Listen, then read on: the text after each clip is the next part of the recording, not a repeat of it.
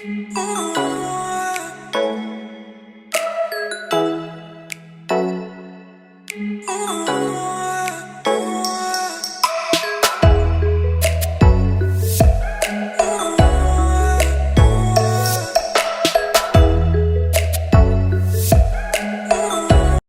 morning, welcome back. Right, I just thought I'd do a small little video about pond construction, about building ponds and what materials you can use, and a bit about ponding. So I'll take you around and show you what I'm going to be talking about in a minute. I will be talking about ball valves and show you the difference between different ball valves and the slide valves as well, but I'll show you that. I'll turn you around. Right, when you're building a pond construction, you tend to look for when you're building pond. I'm going to build a pond. Say I want to put a bottom drain in, so I'm going to dig it all out of the ground, put a bottom drain in, build a wall. Think, oh, put a liner in, what's cheapest? So I might go down the road for painting or whatever. So yeah, before you start digging anything or putting a spade in ground, or even contemplating, start working out pricing on stuff. Start planning on paper. Start planning. Don't make the mistake I did. We just dug a hole, put it in ground, and start building a pond. Because I didn't plan for filtration.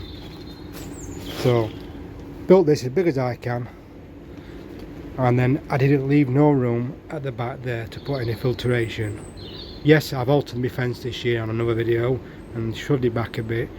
That may go down there, but I have been struggling for room for filtration. So this is the only room I've got here. You can see. Right, give me a sec. Drum, and then obviously the biofilter as well. So via bottom drain into the drum, fill the drum into biochamber, pump out into the heater. So if I plan this a lot better, then I'd have room to have the heater and all this tidy, built in, filter house over the top, something like that. So it's all out of the way, we're all dry. But I didn't, because I just jumped in with both feet and built a big massive pond.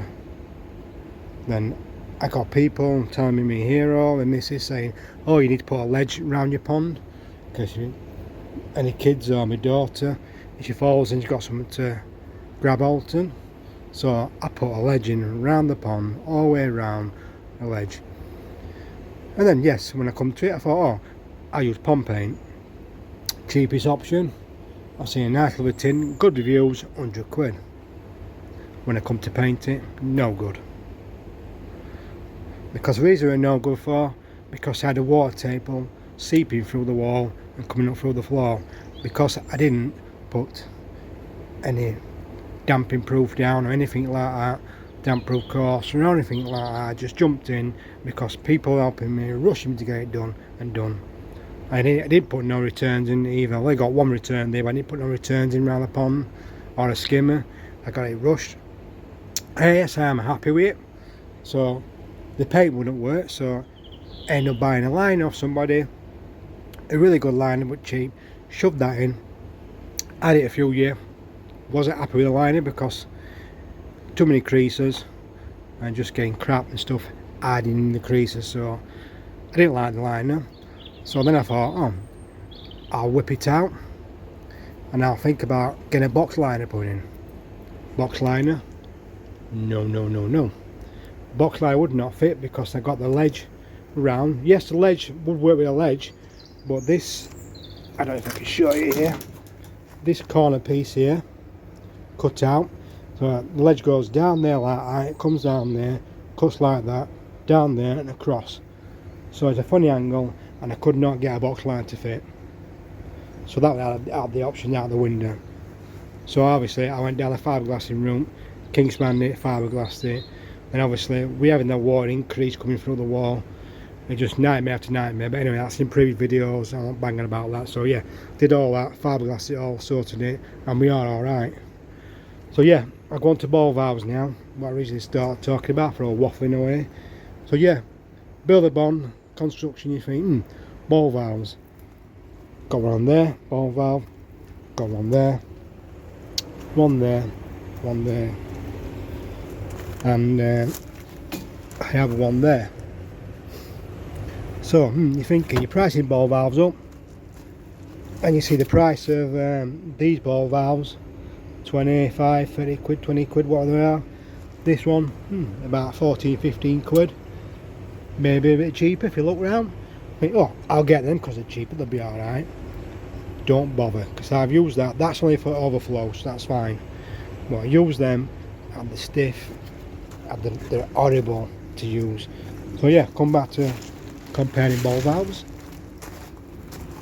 Ball valve here, I had to replace it because it did leak. Yes, they're not all bulletproof. Eventually you might have to change ball valves. So I had that one. Then I had this one on another system what I had a sieve on to change, and to open these are freaking stiff. These one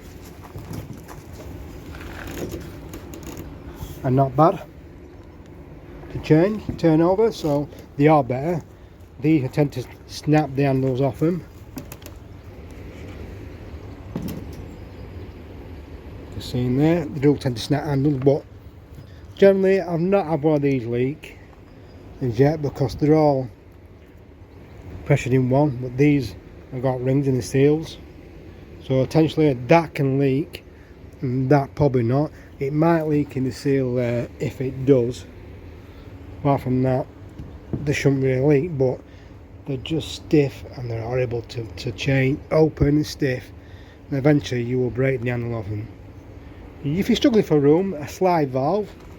I did have a 4-inch slide valve around here somewhere, but I can't find it. I don't know what happened to it, but slide valves, yeah, they're alright to use. If you're struggling for room here, a slide valve, they're alright, but then again, over time they leak and it can be really bad. So I wouldn't indicate a slide valve, I don't like them. Another thing I like to use is rubber boots. Just keep an eye on rubber boots, make sure they don't perish, because in time they can do, but these are alright. A good quality rubber boot will last you a good bit, quite a good bit. It's ideal because I can swap and change things, move stuff around. I like to put rubber boots wherever I can. Yes, it would be better if it were all in one, pressure filtered, all fitted and done, but as long as you keep an eye on stuff, and you can shut off with ball valves and stuff, you can change stuff around, you can alter stuff, you can replace them. They're not mega expensive, but say like this little 90 there, that would 8 quid or 90. So that basically goes through there, up there, into my heater, and back out, down there, back into line, and through into there. So yeah, so if I were tempted to do a pond again, I would sit down, plan it and take the time, and I would definitely not use the Cottney core ball valve. Some might like them, but I don't really keen on them as valves. But that's each to their own, but I'm not very keen on them. So yeah, so that's why I don't use the slide valves or the Cottney core valves. That one's been on a year or so now, quite a good bit. That's been alright. The other one, it did leak, but that's been on 5 year, the blue one.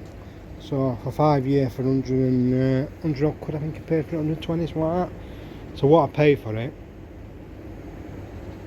the minimum what you might pay 40 quid for the Cottney core one. It's just no brainer to buy these. They're good valves, and they're easy enough to turn. One and look, well, there you go, turn, the switch off. And now I am due a play agent line. So yeah, that's why I don't use cotton coil ball valves. I always tend to stick to these glue ones because they are nice and easy to turn off, and I do like them, especially easy to turn off. So yeah, what I'll be up to next is, you see in here, this was my summer house. The roof is badly leaking, well not badly leaking, but it's all damaged, so I need to replace that. Then what I'm going to do, taking this down, moving it forward, new roof on, and bring this here forward to there, so it makes it a bit more bigger. And this is going to be a little workshop, because I want to start doing some clay artwork, appreciation artwork, some plaques and bits of stuff, and just to decorate my pond more or less. And may have a time to sell a few. We'll see how we go. But for solid wise on this, it's not too bad. But I am going to reclad it all, some cladding, but I see some compost cladding, like grey plastic cladding, but chuffing dear, £20 a length. So I worked out for this, just this one side here, talking £300-400 just to do one side. Then I've got the other side to do, and I've got the back as well. But yeah, it's chuffing dear. But anyway, I'm waffling on a bit now, so yeah, so I just thought I'd do a video on ball valves. So yeah, there's not much squid on the pond at the minute because we're all covered up as well. Oh, I did also come out yesterday to feed the fish. I found the fish dead yesterday in the pond. Excuse me. No idea, out of the blue. All rested up and swimming. They're all fine. Did a water test, can't see anything. Put some bicarbonate soda in this morning just to keep on top of that, and that's at around about 3 degrees, 3 in kH. So that's alright. Keeping it stable around about there. All the rest are happy. They're all feeding up. They're all there, guarantee, 8:15 in the morning when I come home from work. They're up there, they're feeding. When I come home from work in the afternoon as well, they're there as well. Up and feeding. So they are up and feeding. And then seeing smashing. So I don't know what it could have been, but I just keep an eye on them. But these bloody covers are chuffing awful.